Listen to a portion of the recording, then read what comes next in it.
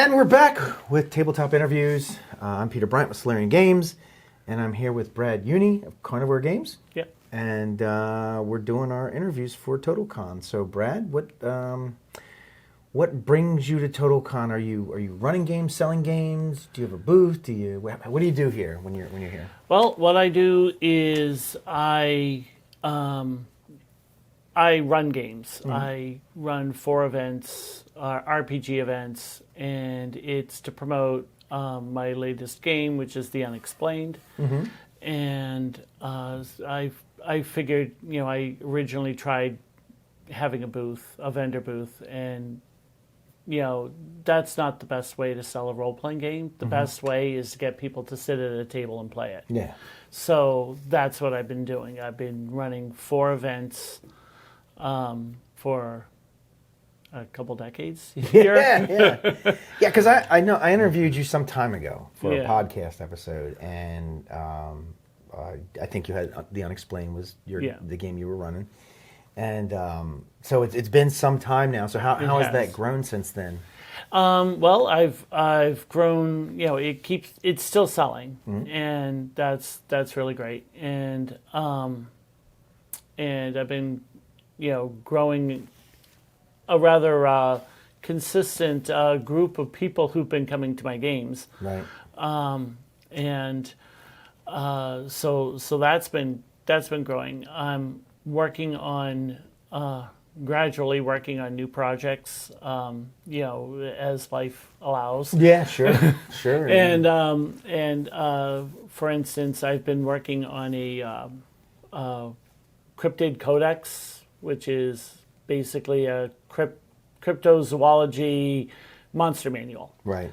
And so I've been working on that. Now, Unexplained, right? Unexplained is it's modern. It's a modern. Yep. Is it horror? Or is it more of kind of like suspense? It can go either way, but I tend to run it more as suspense. Right. Sometimes I do it horror. Okay. But it's you're playing modern day realistic paranormal investigators, and so the PCs go into an adventure with the intent on getting pictures of the ghosts and maybe trying to do a house cleaning to spiritual thing to clear out the evil spirits, and then things turn out to be a whole lot more real than they expected, and things go off the rails. Right. So it gets really exciting. But it's not just ghosts, obviously, because you said you got cryptids, so it could be anything. Could be I don't know, what do they call it? The what's the one in the Pine Barrens? The Jersey Devil. Jersey Devil, yeah. It could be like something like the Jersey Devil. It could be Loch Ness Monster. It could be any of that Absolutely, stuff, right? Absolutely. In fact, it covers a wide range of paranormal. In the book covers it all. It's actually a good chunk of the book is a fully researched nonfiction investigator's handbook. Because if you're playing a real paranormal investigator, you got to know what they know. Right. And so it has that, and so it lets you know what part is strictly for the game and what part is the research stuff. And it's got ghosts, it's got UFOs, it's got magic, the way people believe magic works in the real world.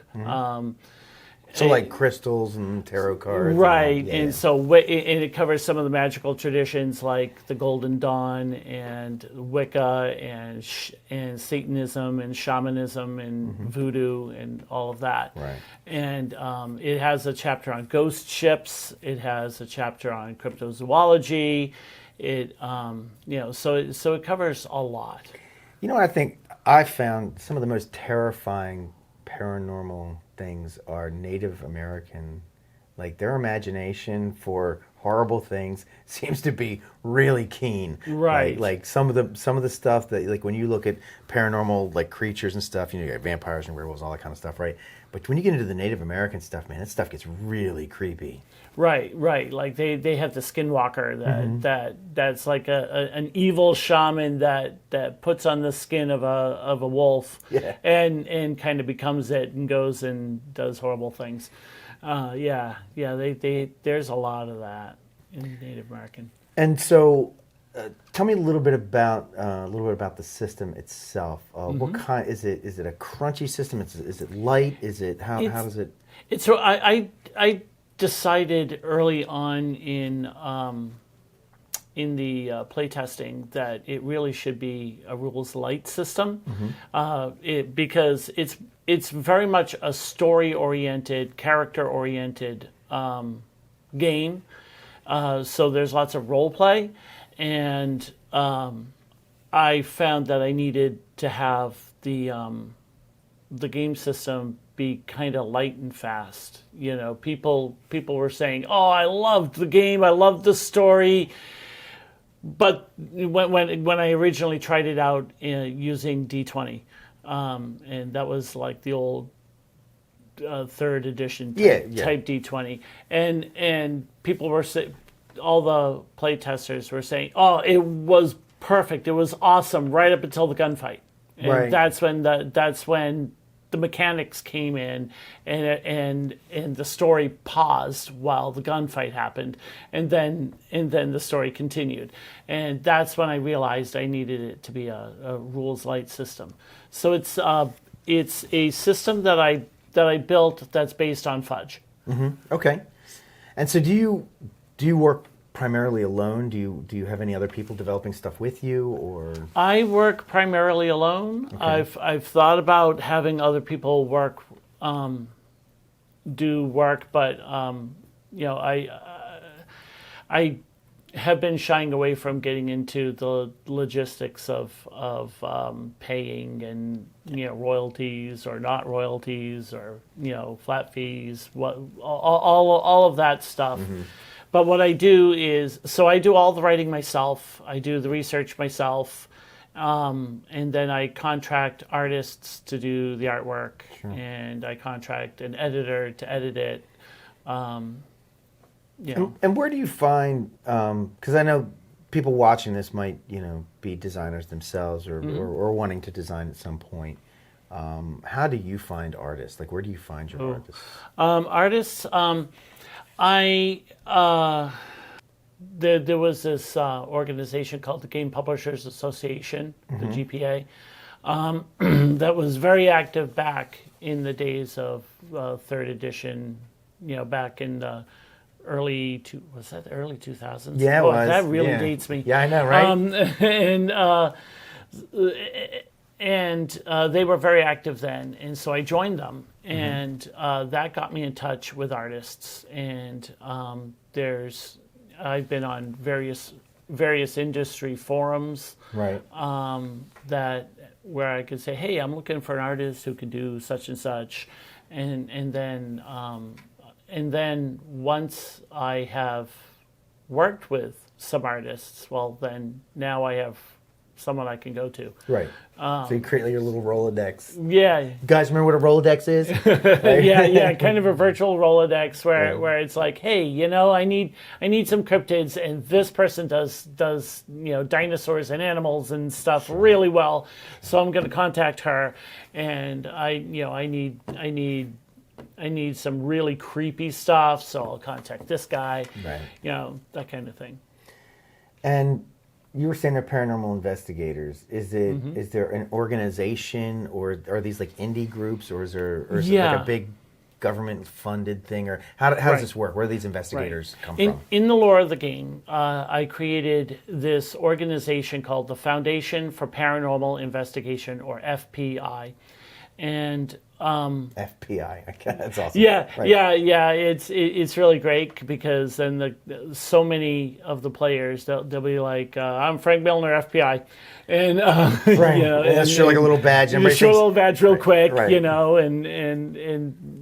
they can get away with acting like a Fed without with plausible deniability. It's like, what did he say, Hank? I think he said FBI.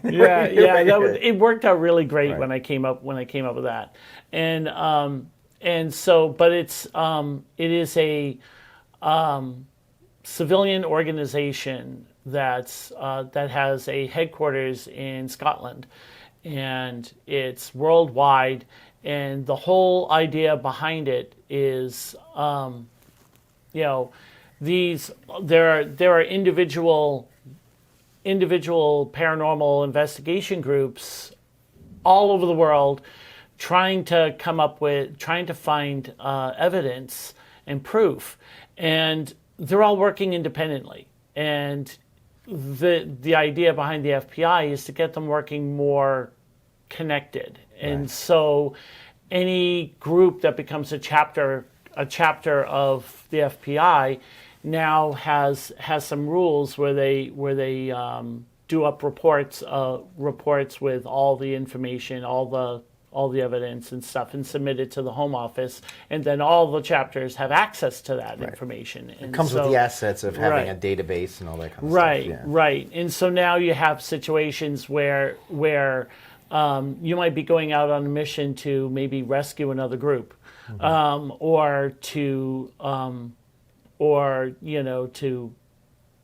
you can be told about sightings, a rash of sightings in some location that your group would not have already known. Right. So it gives some plot ideas that way. Right. And do you have have you written a bunch of adventures for this? I've written some, and I've been taking a lot of my convention events, and I'm converting them into adventures that I can put up on Drive to RPG. Okay. And all right, so you have the game. You got working on your cryptid book. You've got some adventures out, and with more to come.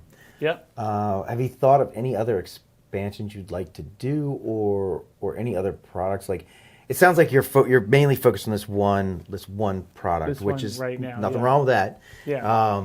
Have you thought of like any other products or anything tangential, like maybe this in the 1920s or anything? Is there any of that kind of stuff going on? Well, one thing that I'm working on is a third edition of the rules of the rule set, because originally I created a role-playing game called Now Playing, which lets you take TV shows. It lets you take TV shows and turn them into role-playing games. Right. And not only just play them, but it uses TV script writing tricks and applies them to how you build and run your sessions, so that they feel like the TV show. Okay. So it doesn't, when you play your Stargate game, it feels like Stargate. It doesn't feel like just a cool sci-fi game. Gotcha. And so I had done that, and I used a modified, updated version of the system for Now Playing for The Unexplained. And so now I'm designing a third edition of the rule set, and I'm making it genre specific, just a full system, and I've given it a name, Raptor System. And I'm going to do a Kickstarter to have it come out as a system, just a generic system book, and then I can do setting books to go with it. And so there'll be I'm hoping to have The Unexplained have a Raptor setting version that dives more into the FPI stuff. Right. And have you done Kickstarters before? Have you ever done one before? I have not done one yet, but I've done some research. It's a ride. That's what I hear. Yeah. I'll tell you from our experience, when you do that Kickstarter, do not plan anything else don't do anything else during that time period, because that's what you'll be doing. You'll be running the Kickstarter. You would think, well, I'm going to hit go, and that's, and it'll just run until it stops. And that is not the case. You will be doing that the entire time. So don't fill your calendar up with anything else. Right. And then, of course, you said you've been doing research, so I'm sure you're set. I would advise using BackerKit. I like BackerKit a lot. If you had been thinking about it, I will put a good word in for that, because you can separate your shipping out. So in other words, when people back your product, they don't get charged for the shipping until it's time for it till it's done, right? Because shipping charges can change, and then also with BackerKit, with it being separate, you don't charge people a flat rate or anything like that. They pay whatever the shipping is, and then that way it's not on you. You can't lose any money on the shipping, because they're just paying whatever it is. Right. So I would advise that. So if you do that, I would definitely go down that road. Sounds like you probably already knew that, but I just want to make sure share that with you just in case, because it can be daunting. A Kickstarter it's a little scary. It's a little intimidating. It's not as easy as some people might think. Why don't you just Kickstart? It's like, no, there's no such thing as just kickstarting something. Right. I wanted to put out a GM screen for The Unexplained, fully printed and all that, and doing that in small volume is extremely expensive. Oh yeah. And so one of my fans said, "Well, why don't you just do a Kickstarter?" And I'm like, that's an oxymoron. Right. You can't just do a Kickstarter. Well, something you could do. You could have printouts for a GM screen, and they sell the ones that have the slide in, and just say, "Hey, here's the printouts for it. Buy this and put that in there." And that's exactly what I did. Yeah. Okay. Cool.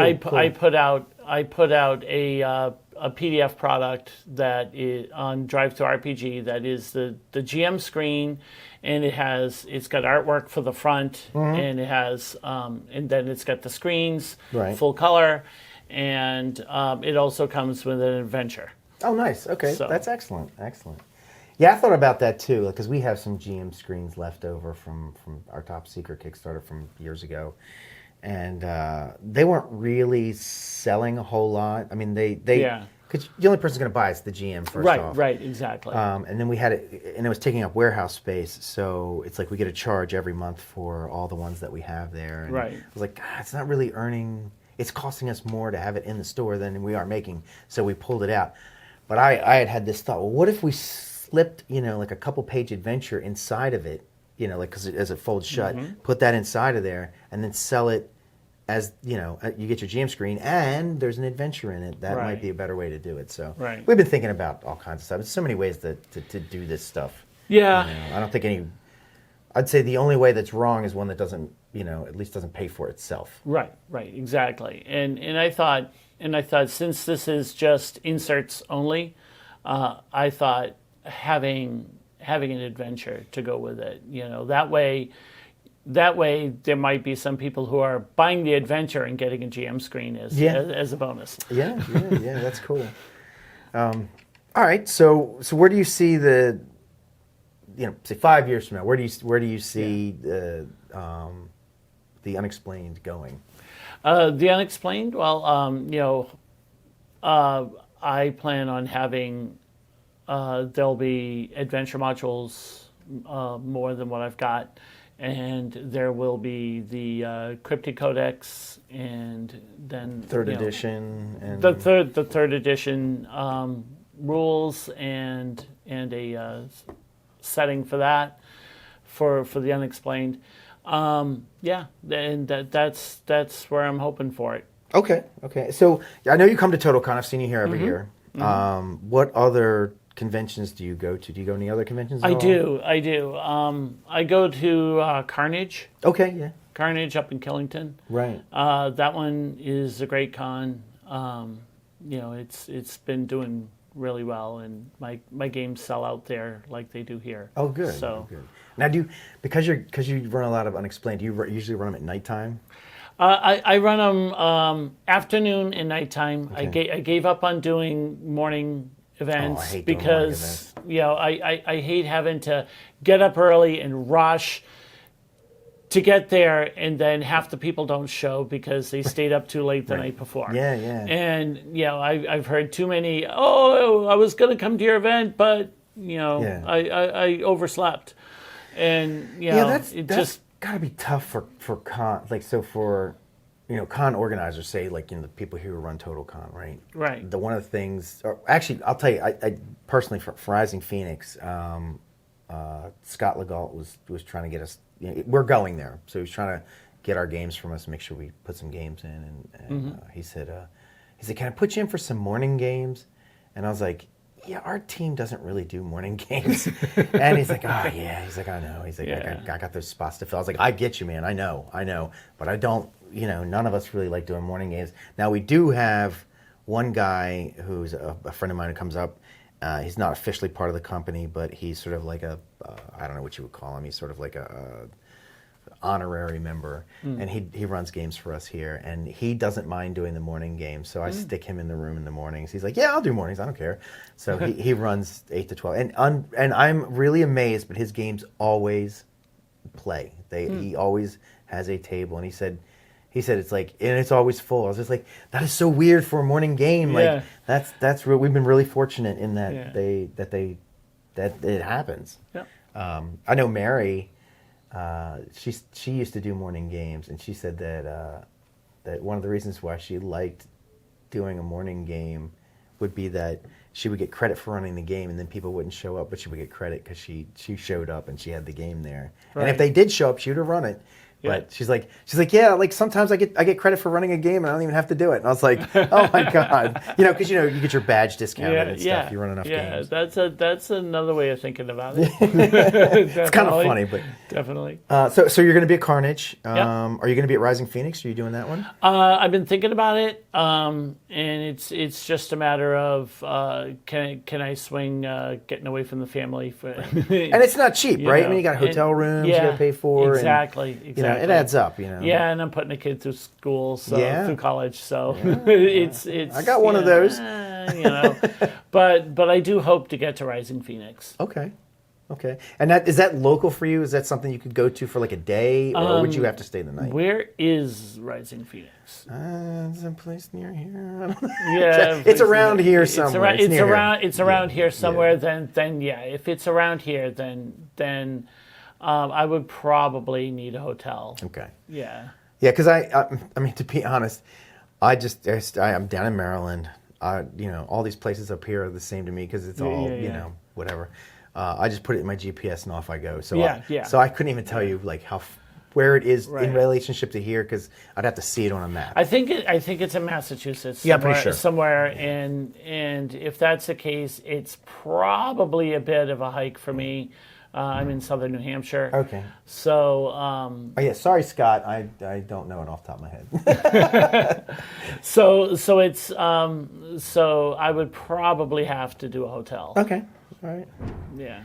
And do you always stay on site where the convention is, or do you ever do any of the hotels like tangential hotels? Because sometimes that can be a lot cheaper. Yeah, I always try to get into the hotel that it's playing at. I like the ability to just get on the elevator.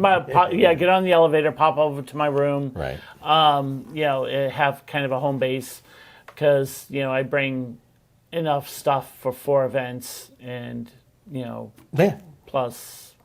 You got maps. Plus everything else. Books maps and books and all this other stuff. And so it's nice to not be living out of my car. Right. Yeah. All right. So where can we find Carnivore Games? Well, carnivoregames.com is probably the first place to go. Right. It's the website. It's got everything. It's got info about both the games and how to get them, and it's got downloads and things like that, character sheets, you name it. And I'm also on Facebook on Carnivore Games and The Unexplained. Mm-hmm. And that's pretty much it right now. Awesome. Well, everybody check Bryant out. Thank you very much for joining us.